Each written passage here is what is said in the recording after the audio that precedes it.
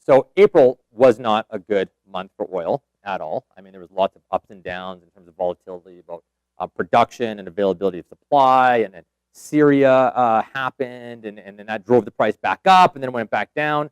Week to week, though, we haven't seen too much change. No. And I'll tell you overall, though, the sense in Calgary is that we've found this norm, and people are out there. And like I said, with the normal seasonal changes, we are seeing the activity ramp up. We're also seeing the listing volume ramp up. And as long as supply matches demand, our numbers aren't going to move very much in terms of absorption rates. So we're not seeing too much change on that front either. But let's take a look at the hard numbers. The price of oil is down slightly, less than $1, about 50 cents to 49.14. And the Canadian dollar following suit, tariffs coming in. We're about to go to the U.S. in June, and it's going to be expensive, but it's sitting at 73.23 cents on your credit card. That equates to about 1.4 as an exchange rate for U.S. dollars. That's almost like euro prices. We need to buy when the dollar is doing good. Let's take a look at the number of listings. In Metro Calgary and Red Deer, we are up for both listing counts. Metro Calgary is 5,711, and Red Deer, we are at 645 listings.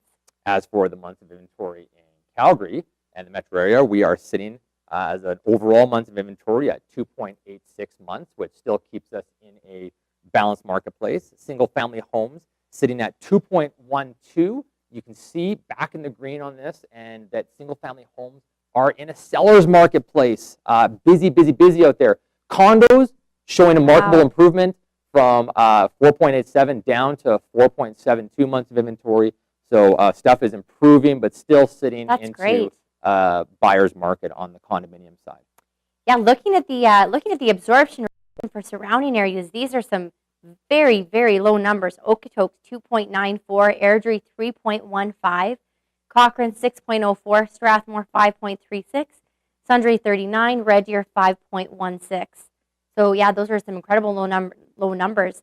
And benchmark price, $439,400. Take Sundre with a grain of salt, obviously, because law of low numbers there. And that benchmark price is from April 1, and CREB will be publishing their stats report. It might have even been in my email right this second.